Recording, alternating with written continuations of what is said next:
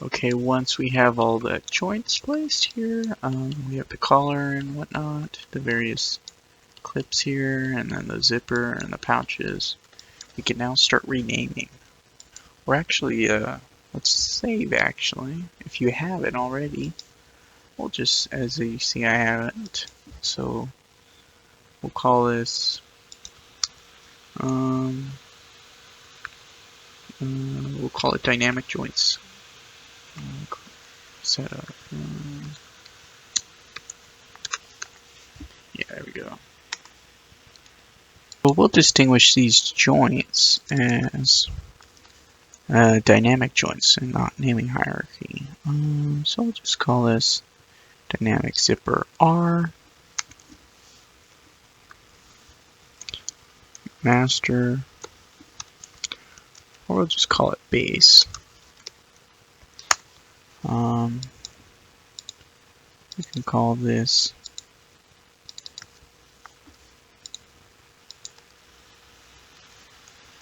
or we'll call this base and we'll call this one the master.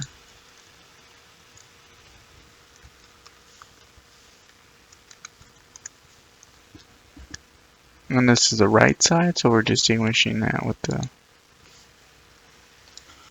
Then we want to just name this one the end joint. But also notice we're differentiating the in portion there. So we'll just call that end, the end suffix.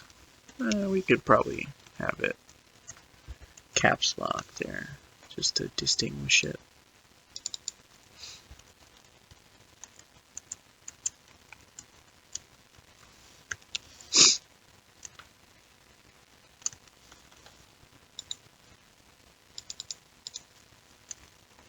And we can take out the in part as the master joint there.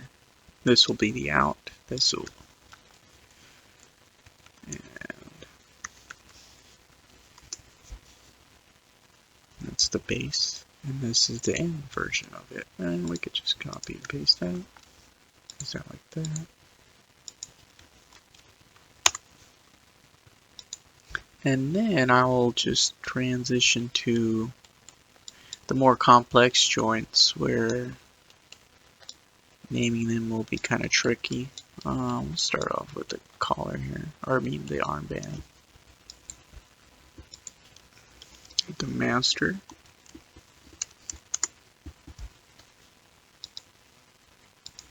And then an arm, or arm knot there. And now we'll just grab the high version, or the upper flap here. Just differentiate that with some underscores. And this is segment 2 here.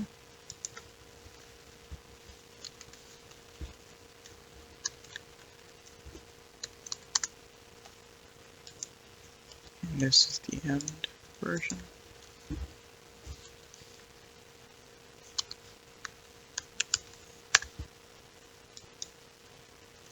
And this is the lower flap of the knot.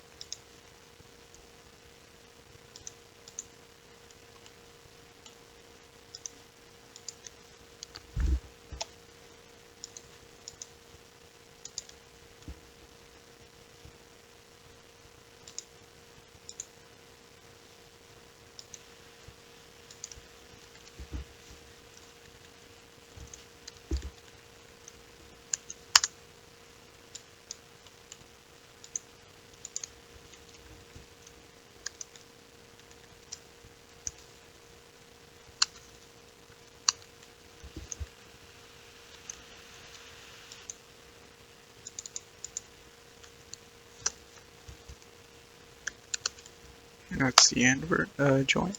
Scratch that. This is the end joint here.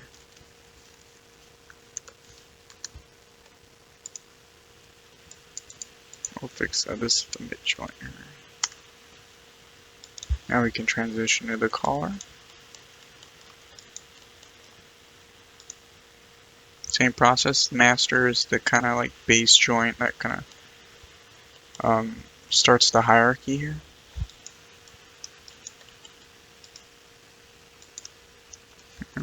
Collar, front, master.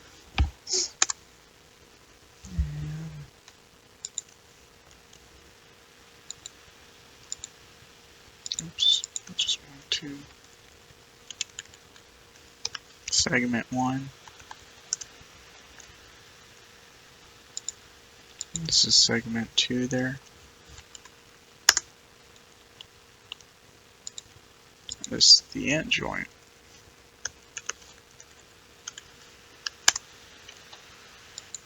We'll do the same process here on the opposite side. But this will be called the left side.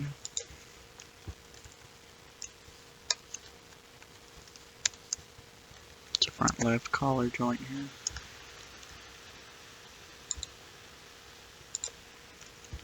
This is just the first segment of it. Second segment. Oops.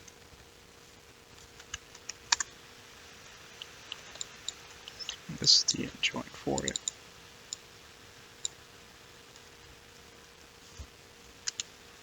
We want this guy here.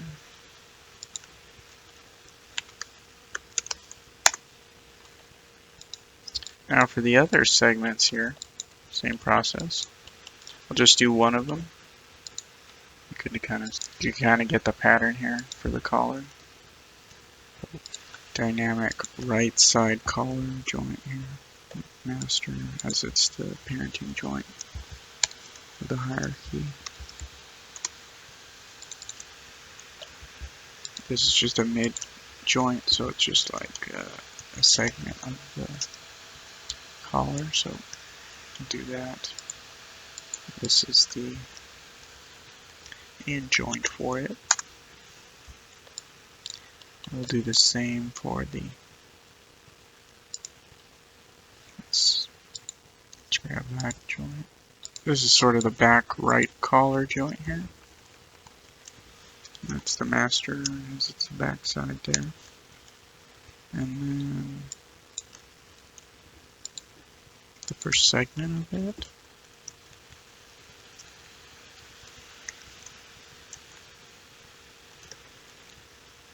And the end joint for it.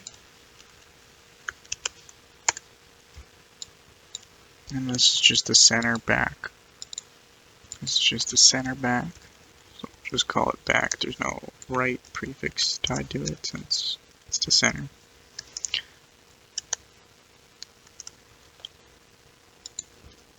Segment and then end joint for it.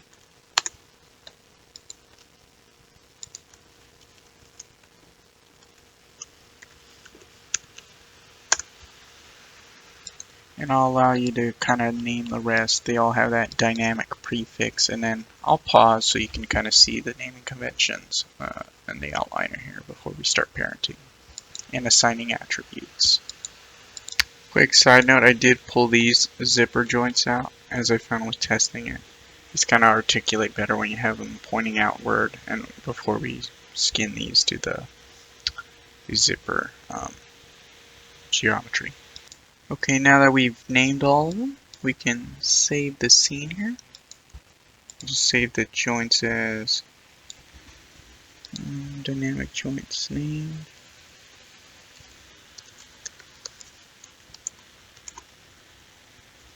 And here you can kind of see my process here. We can just hide that one temporarily for now.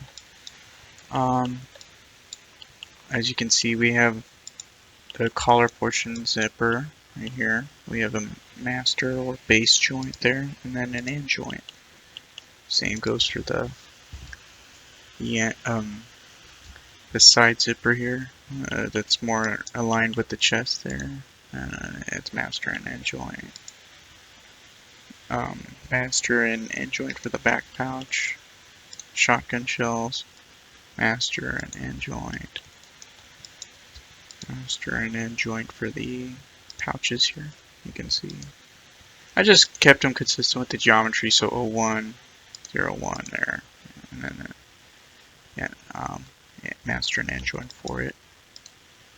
This will be the right side. It'll automatically mirror and rename it to the left, and with that differentiation there, or distinction there. So that's fine. And master there. Right knee pad, master and end joint there. And we distinguish these by the in and out base and the end joints there for them. We got the master kind of holding them all together. Now we can actually add the attributes to them. So what we want to do, the first kind of set of controllers, we want to add our actual no skin controls for these, as they're all hard surface objects apart for the armband, or I mean the armband here. I mean the armband just above. Yeah. Let's scroll to the attributes. We just want to no skin.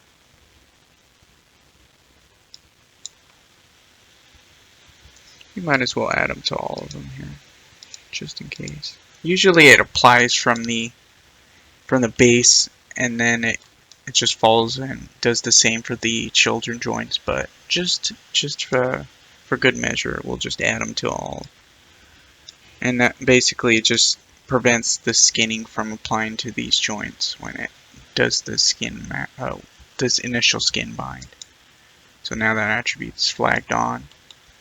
And then we also don't want a controller here. Just gonna hold a key, serve as a buffer zone, so it doesn't add a controller there. I mean articulation when we add twisty joints. So we'll add no control. But just in case, if we need to, we'll add controls here. To do that, we just scroll to the bottom. Just look for it there. And there we go. But not on the end joints here. Just no control.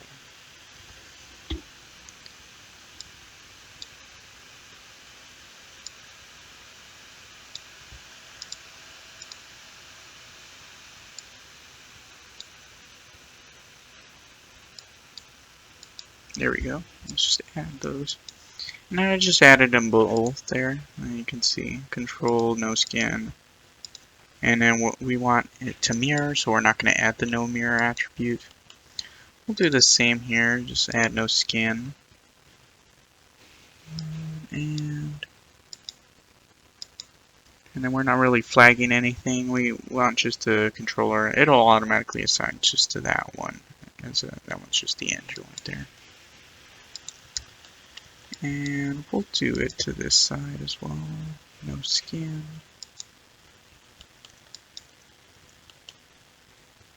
No skin to these two.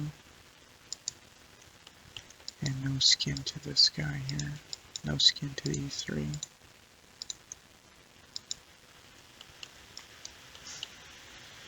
And no skin for these two zippers. Maybe not. Now this one's a little interesting, the clip here. It had no skin here. And then also no control on this master joint. We just want it to serve as a pivoting point. So no control. And do want controls to show up on this guy here. Do the same to the opposite side. No skin.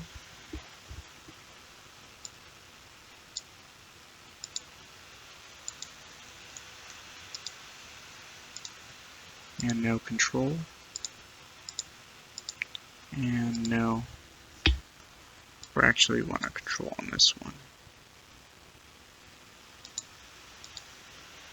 Oh, and one more attribute we actually do have to add is the no mirror to these pouches here, as they're on one side. So, let's do that. No mirror.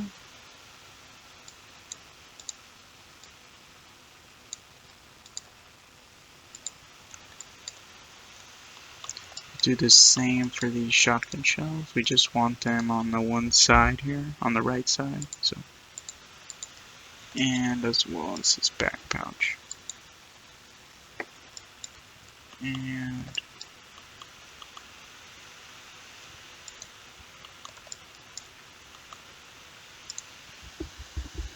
we'll actually take off the